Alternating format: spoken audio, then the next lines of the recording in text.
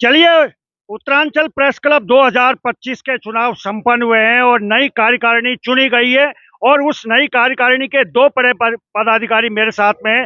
भूपेंद्र कंडारी जी अध्यक्ष बने हैं और सुरेंद्र डसीला जी महामंत्री बने हैं। सुरेंद्र डसीला जी, सबसे पहले आपके पास आना चाहूंगा, क्या कुछ प्राथमिकताएं रहेंगी 2025 के लिए?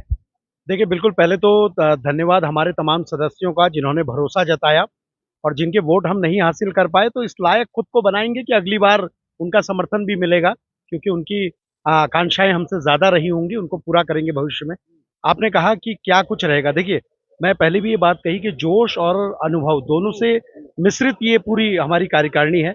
असद भाई हों, शूरवीर सिंह भंडारी जी हों, वरिष्ठ लोग हैं, हमारे अध्यक्ष जी हों, भूपेंद्र कंडारी जी, सभी वरिष्ठ लोग हैं। तो जूनियर्स में अगर बात करूँ तो मनवर है, इसके अलावा शिवेश है, ये हमारे तमाम साथी हैं जिनका अनुभव अब शुरू होगा। और जो आपने कहा कि प्लानिंग क्या है, देखिए सबसे पहले प्लानिंग तो वही है कि अपना स्ट्रक्चर होना चाहिए, अपना भवन होना चाहिए। संस्थान का भवन उसकी छवि बनाता है। 30 साल के बाद भी हमारे पास भवन नहीं है, तो ये हमारे लिए बहुत सोचने वाली बात है। अध्यक्ष जी ने भी बहुत प्रयास किए, इनसे पहले तमाम कार्यकारिणियों ने प्रयास किए। तो हम दोनों मिलकर पूरी कार्यकारिणी को साथ में लेकर ये कोशिश होगी कि शासन के स्तर पे हो, सरकार के स्तर पे हो, यहाँ एक भवन इस तरीके का हो, जैसा उन्होंने जिक्र भी किया थोड़ी देर पहले, गेस्ट हाउस से लेके तमाम एक बढ़िया हमारे पास हॉल होना चाहिए, कम्युनिटी हॉल हो हमारे पास। तमाम जो हमारे फैमिलीज हैं वो अगर आना चाहें तो डिनर लंच के लिए कोई व्यवस्था हो। तो इस तरीके की चीजें हो कि अगर कोई संपादक, कोई वरिष्ठ लेखक या कोई भी अगर आना चाहते हैं पत्रकार, तो वो आ सके। एक बेहतर जगह, हमारे पास बहुत शानदार लोकेशन में हमारा प्रेस क्लब है, उसके भवन के लिए काम करना बहुत जरूरी है। ये पहली प्लानिंग है। और बाकी जो जो सुझाव तमाम सदस्यों के आते रहेंगे, उनको लेकर हम लोग आगे बढ़ेंगे। स्पोर्ट्स एक्टिविटी हो, हेल्थ की एक्टिविटी हो, पत्रकारों के लिए इंश्योरेंस की बात हो, काफ़ी चीज़ों पर पहले भी काम हुआ। आगे जो चीज़ें रह गई उसको आगे बढ़ाएंगे, लेकिन होगा सबके सहयोग से।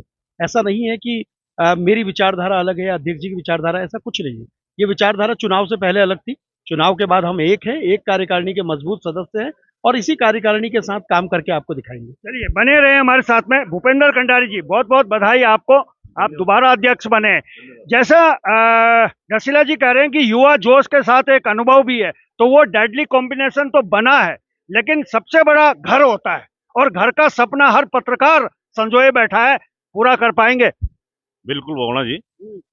मैं जब भी इस प्रेस क्लब को दोबारा इसकी पुनर्स्थापना 2017 में हुई थी, तब मैं महामंत्री आया था और तब मैंने माननीय अध्यक्ष जी के साथ मिल करके, नवीन थरड़ी जी थे, उनसे प्रयास किया था कि भाई इसका एक भवन होना चाहिए। भवन मेरे, जब मैं 2007 में भी था तो मैं एक सपना मैंने देखा है कि बाहर से लोग आते हैं, अल्मोड़ा से आते हैं, पिथौरागढ़ से आते हैं, चंपावत से आते हैं, गढ़वाल से आते हैं, फिर ये कहते हैं कि भगोना जी कहीं रहने की व्यवस्था कर दीजिए या कंडारी जी कहीं। तो मैं कॉन्सेप्ट हम लड़े, हम पे यहाँ पे मैंने नपवाई थी 2 बीघा करीब जमीन है।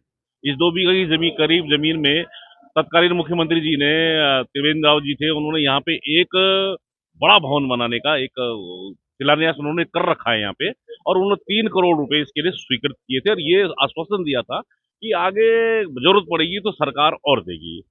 उसके बाद हमने इसके रुड़की से जो है इसकी पूरी नक्शे वक्शे सब तैयार करवा दिए थे, उनका बुनियाद की मिट्टी हमने जो चेक वेक होती हैं वो सब करवा दिए। अचानक फिर पता नहीं क्या हुआ, आई डोंट नो, बट इसमें हमने जो कर रखा है, एक कम्युनिटी हॉल है बड़ा, उसके बाद जो सेकंड फ्लोर में है पूरा क्लब है जिसमें सारी सुविधाएं हैं। उसके बाद जो तीसरा है उसमें 6 फ्लोर हैं, मतलब 6 सूट हैं। और वो सूट इसलिए बनाए गए हैं कि हमारा जो नैनीताल का पत्रकार अनमोल, जैसे हम नैनीताल क्लब में जाते हैं, नैनीताल ठहरते हैं, वैसी राजधानी में कोई पत्रकार का ठहरने की व्यवस्था कहाँ पे है? हमको शासन के हाथ जोड़ना पड़ता है, उनके सरकारी गेस्ट हाउसों के लिए वो करना पड़ता है। तो ये प्रयास रहेगा। और मेरे साथ क्योंकि इस टाइम एक मजबूत आदमी सुरेंद्र रसीला महामंत्री के रूप में जुड़े हैं, तो मैं उनके जो एफर्ट्स हैं, उनकी जो ताकत है, उसको, एक युवा ताकत जो है उसको लगाना का पूरा प्रयास करूंगा और कोशिश करूंगा कि कम से कम जो है ये आरंभ हो जाए। आरंभ, उसके बाद एक बार आरंभ हो जाएगा तो आगे जो लोग आएंगे उसको जिनकी रेगुलर में ये होगा वो हो जाएगा। इसके अलावा हमने जो है बीमा 2017 में शुरू किया था। माता मंगला जी के पास हम गए थे तो उन्होंने कहा था ठीक है आप अपने वो करें। काफी प्रयासों के बाद तो 300 लोगों हमने उस टाइम किया था ये। तो मैं अब ये समझता हूँ कि पिछले 5 सालों में अब इसके बाद इसमें बढ़ोतरी, 1.5-2 लाख रुपए हम देते हैं। कोशिश हमारी ये होनी चाहिए कि अगर सोर्स मिल गए, युवा महामंत्री जी की ताकत लग गई, तो हम इसे 5 लाख तक ले जा सकते हैं। इसके लिए सभी को मिल बैठ करके सोचना पड़ेगा, बात करनी पड़ेगी। बात क्योंकि पत्रकारों के हितों का मंच है, और मैं आपके माध्यम से भी ये कहता हूँ कि इस संस्था से जितने लोग जुड़ गए, उसके बाद वो सब अनुशासन में रहें, प्यार मोहब्बत से रहें, प्रेस क्लब के मान सम्मान के खिलाफ कोई बोले उसके लिए लड़ें। और क्योंकि आज हम हैं, हमारी जगह जो नई युवा पीढ़ी है उन्होंने आना है, तो जैसे हम करेंगे वो आगे सीखेंगे, वैसा वो भी करेंगे। तो इसलिए मैं ये चाह रहा था कि दोबारा से, कि मैंने कहा एक बार प्रयास और कर लूं, ये जो निर्माण का, भवन निर्माण का अगर हो जाता है तो मेरी सफलता है। हमारे साथ जो मैंने युवा एफर्ट जोड़े हैं, अपने रसीला जी जोड़े हैं, उनकी सफलता है। उनके साथ जितना युवा जुड़ा है उनकी सफलता है। मेरे साथ जितने पुराने पत्रकार हैं उनकी सफलता है। एक अंतिम सवाल है, ये सारा का सारा हमारा सिस्टम आ जाता है एजीएम में या कार्यकारिणी की बैठक में, और सबसे बड़ा काम वही है अध्यक्ष जी और महामंत्री जी की। कार्यकारिणी में आप कैसे प्रस्ताव रखते हैं और कैसे उन प्रस्तावों को पास कराते हैं, ये भी छोटा काम नहीं है। तो इस काम के लिए भी आप दोनों का तालमेल बहुत बेहतर होना जरूरी है, क्या कहेंगे? बिल्कुल सही है, लेकिन मैंने आपको कह दिया है कि मैं इनकी युवा शक्ति है और दमदार आदमी है, तो उसका अगर प्रयोग करूंगा, तो उसका अगर मैं प्रयोग करूंगा तो जन पत्रकार हित में करूंगा। ये प्रेस क्लब है, ये मेरे साथ नहीं जाना, मेरे घर नहीं जाना, मेरे नाम इसकी रजिस्ट्री नहीं होनी है। लेकिन यहाँ जो मेरे बाद जो लोग आएंगे, उनके लिए एक वो बनेगा, नजीर बनेगी कि हाँ, इन लोगों ने ये किया है तो आगे हम ये करेंगे। समय समय पे जितने अध्यक्ष महामंत्री सबने किया है। आप इस क्लब में देखते हो कि सोर्स ऑफ इनकम कुछ हमारी भी है नहीं। हमारे 5-6 कर्मचारी हैं, उनकी वेतन भत्तों से लेकर प्रेस क्लब की रक्षा सुरक्षा, खाना पीना सब। तो सोर्स ऑफ इनकम बढ़ाने के लिए जाहिर है कि हम पे उसके सोर्स होने चाहिए कि जो हमें हॉल हो, 1 नहीं 2-3 हो जाए, छोटी छोटी प्रेस कॉन्फ्रेंस हो जाए, शहर की तमाम प्रेस कॉन्फ्रेंस यहाँ पे हो जाए, तमाम आयोजन हो जाए, तो वो सोर्स ऑफ इनकम, तो उससे जनरेट जो भी कुछ होगा। बाकी कोई ऐसी ज्यादा मदद तो है नहीं यहाँ पे कि कहीं से पैसा आता हो या सरकार के हिसाब से पैसा मिलता हो। वो सरकार की सहायता समय समय मिलती, लगातार कोई सहायता नहीं है। फिर हमसे जो जुड़े हुए, अब आज हम 400 की स्थिति में पहुंचने वाले हैं, तो हमसे भी जो पत्रकार जुड़ता है, छांट के हम लाते हैं ना। जब हम किसी को मेंबर बनाते हैं, जब हम तो मेंबर बनाने से पहले उसकी पुष्टि अगर हम कर देते हैं, तो फिर उसके चरित्र पे सवाल नहीं होता। लेकिन एक सवाल इसी से जुड़ा हुआ है मेरा, कंडारी जी। बहुत सारे के पत्रकार हैं जो नए नए आ रहे हैं, अच्छा काम कर रहे हैं, उनको सलूट है। लेकिन कई लोग ऐसे भी हैं जो पत्रकारिता की आड़ में वसूली कर रहे हैं, रंगदारी कर रहे हैं, और उसकी वजह से बदनामी आपकी भी होती है, हमारी भी होती है। उनके लिए भी कोई गाइडलाइंस प्रेस क्लब निकालेगा या इस पे भी कुछ चर्चा होगी? देखिए जी, उसके लिए तो हमारे कानून, ये संविधान जो हमने प्रेस क्लब का बनाया, उसमें पूरा प्रावधान है। गंभीर धाराओं में मुकदमे या कोई पीट पत्रकारिता करते हुए पाया जाता है, शिकायत आती है, या साक्ष्य के साथ, कहना बहुत आसान है कि भूपेंद्र कंडा ने पैसे ले लिए, पैसा ट्रांसफर कैसे हुआ, लिया कैसे, साक्ष्य भी हो।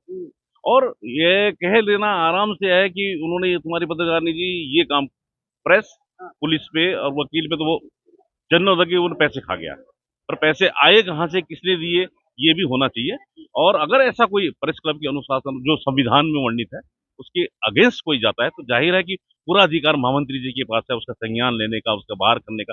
कार्यकारिणी बैठी हुई है, उसमें जो है वो उसको प्रस्ताव पारित करके उसे बाहर करने का, ऐसा वो सब संविधान, हमारे प्रेस क्लब के संविधान में सब लिखा हुआ है। चलिए, बहुत बहुत धन्यवाद आपका। डसीला जी, अंत में पत्राचार को लेके सबसे ज्यादा जिम्मेवारी महामंत्री की होती है, क्योंकि सारा पत्राचार आपके थ्रू ही अध्यक्ष के पास में जाएगा। इसकी भली भांति आप जांच भी रखते हैं, परख भी रखते हैं, मुख्यमंत्री से लेकर तमाम मंत्री यहाँ बैठते हैं। तो मुझे लगता है कि अब काम आसान हो जाएगा, जैसा आप दोनों के संबोधन में हमने अंदर सुना है। देखिए, बिल्कुल हमारा जो भवन निर्माण का मामला है, ये कैबिनेट स्तर का मामला है, कैबिनेट में जाएगा और वहीं से ये होगा। रास्ता बना रहे, कोशिश कर रहे, बैठेंगे। अभी तो कार्यकारिणी ने आज चार्ज भी नहीं लिया, अभी तो खाली आज प्रमाण पत्र मिले हैं। तो हम लोग जैसे ही पहली बैठक हो जाएगी, उसमें पहला मुद्दा यही रहेगा कि भवन निर्माण की ओर कैसे बढ़ना है। कैबिनेट से कराना हो, सरकार से कराना हो, करेंगे, सारे लोग कराएंगे, क्योंकि आम जनता हमसे उम्मीद रखती है कि उनके हक के लिए हम लड़ेंगे, और हमारे हक के लिए हम खुद अगर नहीं लड़ पाए तो फिर ये सोचने वाली बात होगी। लेकिन भरोसा दिलाता हूँ आपको कि आप देखेंगे इस ओर पे बहुत जल्दी, बहुत तेजी से काम होता हुआ नजर आएगा। चलिए, बहुत बहुत धन्यवाद आप सभी का, और बहुत बहुत शुभकामनाएं। चलिए, अभी तो ली अंगड़ाई है, आगे लंबी लड़ाई है। में आ जाओ ना, स्टील भी चाहिए जी।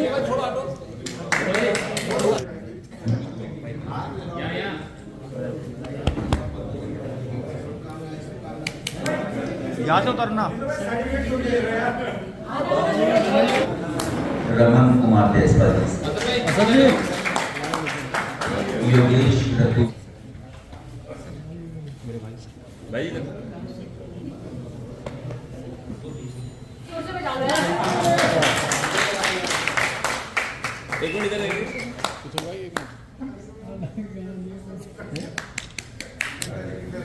बताइए मैम। अंदर रसगुल्ले खा चुके पहले ही। सबको पर्ची बांट दे।